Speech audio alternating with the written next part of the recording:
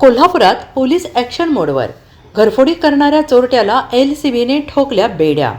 23 तोळ सोनं, 3 किलो चांदीसह 44,68,000चा मुद्देमाल जप्त.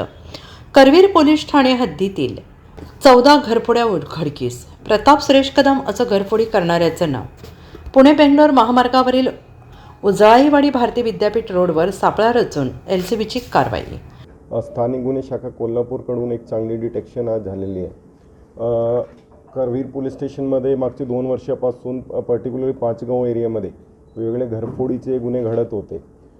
त्या अनुषंगाने एक लेटेस्ट गुन्हा 693/25 जे नोव्हेंबर 2025मध्ये घडलेला होता. त्यांची तांत्रिक पद्धतीने गोपनीय पद्धतीने माहिती काढताना आरोपी जे आहे प्रताप कदम ते 27/1/2026 रोजी त्यांना अटक करण्यात आलं.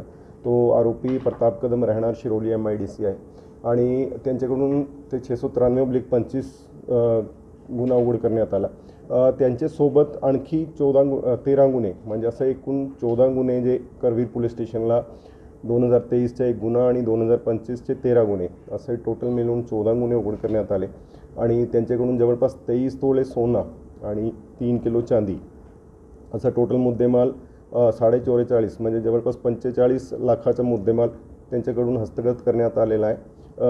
मूल गुन्ह्यामध्ये आज आरोपीची MCR झालेली आणि पुढे पण आमचा तपास चालू आहे.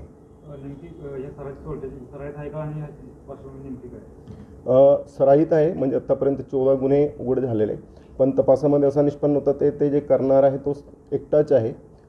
जे सगळे गुन्हे त्याने केले एकटेच आणि ते सेम मोडसने त्यांनी गुन्हे केलेले आहे. चोरीच्या गुन्ह्यातले दागिने ती स्वरापाली विकले आहेत की तसंच त्यांनी ठेवले? ते जे रिकव्हरी आहे त्यांनी आरोपीकडून आहे तरी पण आम्ही पुढची तपास करत आहोत. नेमके चोऱ्या कसा करतात मोडस नेमकी कशी? मोडस जे घरचा लॉक फोडून आतमध्ये प्रवेश करून जे घर बंद होते आणि बाहेर कुलूप होता ते कुलूप फोडून आतमध्ये प्रवेश करत होतं. Bureau report SPN Marathi Kolhapur.